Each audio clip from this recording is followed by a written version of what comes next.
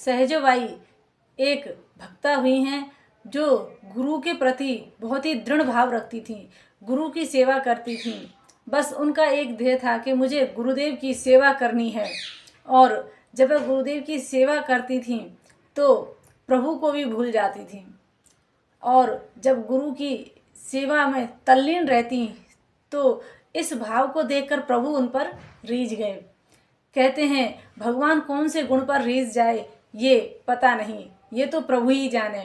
तो सहजोबाई के उस भाव पर प्रभु रीझ गए, और गुरु के प्रति इस भाव को देख करके प्रभु उनके यहाँ जाते हैं। और जैसे ही जाते हैं तो सहजोबाई अपने गुरुदेव की सेवा में तल्लीन थीं।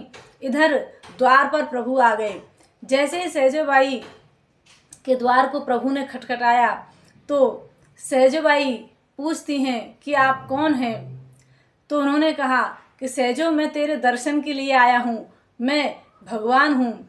तो सहजोबाई जी कहती हैं कि अभी आप द्वार पर खड़े रहिए, क्योंकि मेरे गुरुदेव अभी सोए हुए हैं, मैं उनकी सेवा कर रही हूँ। तो इस प्रकार जब सहजोबाई ने कहा तो प्रभु उन पर बलिहारी गए कि ऐसी भी कोई भक्ता हो सकती है जो मुझे भी छोड़ सकती है अपने गुरुदेव की सेवा के खातिर। तो इस प्रकार उनकी उस भाव पर प्रभु रीझ गए।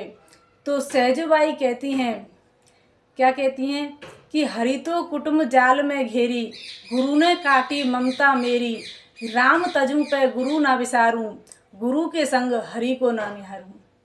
तो सहजोबाई कहती हैं कि हरि ने तो मुझे इस कुटुम्ब जाल में घेर कर पटक दिया, इससे निकालने वाले तो मेरे गुरुदेव हैं। यदि उनकी कृपा ना होती तो मैं प्रभु के नाम को कैसे गाती, उनकी कथाओं को कैसे श्रवण करती। तो मैं अपने गुरुदेव के संग में प्रभु को भी नहीं निहार सकती। राम तजु पे गुरु ना निहारूं, अर्थात मैं राम को छोड़ सकती हूँ लेकिन गुरु जी को नहीं। इसलिए उस गुरु की निष्ठा को देख करके, गुरु के प्रति निष्ठा को देख करके प्रभु उन पर प्रसन्न हो जाते हैं और उन्हें अपना धाम देते हैं। कहते हैं जो भक्त गुरु और संतों के प्रति श्रद्धा भाव रखता है, भगवान उनसे प्रसन्न होते हैं, क्योंकि संत सेवा, गुरु सेवा सबसे ऊपर है। और हम सेवा तो करना नहीं चाहते, लेकिन कहते हैं कि हमारा नाम के प्रति श्रद्धा हो जाए और हमारे मंत्र के प्रति श्रद्धा हो जाए। जब तक आप गुरु के प्रति श्रद्धा भाव आपके अंदर नहीं है, तब तक आपकी नाम में प्रीति हो ही नहीं सकती।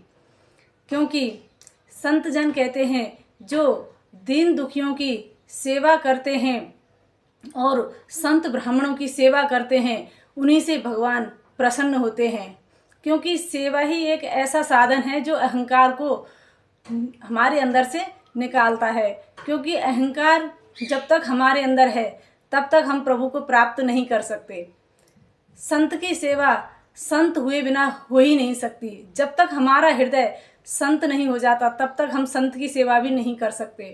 क्योंकि हमारे अंदर अहंकार भाव जब तक रहेगा कि हमने संत की सेवा की, दीन दुखियों की सेवा की, अर्थात आपने सेवा की ही नहीं।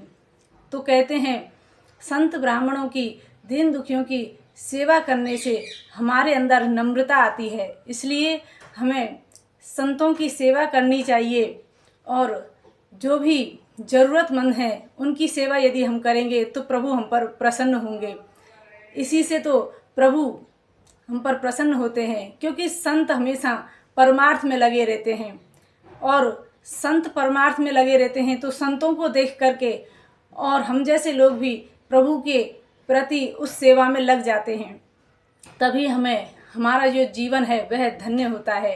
क्योंकि इस शरीर का और कोई कारण नहीं है। मनुष्य शरीर मिला ही इसलिए है कि हम किसी के काम आ सकें, किसी की सेवा कर सकें। प्रभु सेवा, संत सेवा और दीन दुखियों की सेवा, क्योंकि सेवा ही सबसे बड़ा धर्म है। जहाँ सेवा नहीं वहाँ कुछ नहीं। इसलिए हमें सेवा करनी चाहिए और जितना हो सके प्रभु के गुणगान गाने चाहिए और प्रभु का नाम उच्चारण करना चाहिए, ताकि हमारा हृदय पवित्र हो सके, निर्मल हो सके।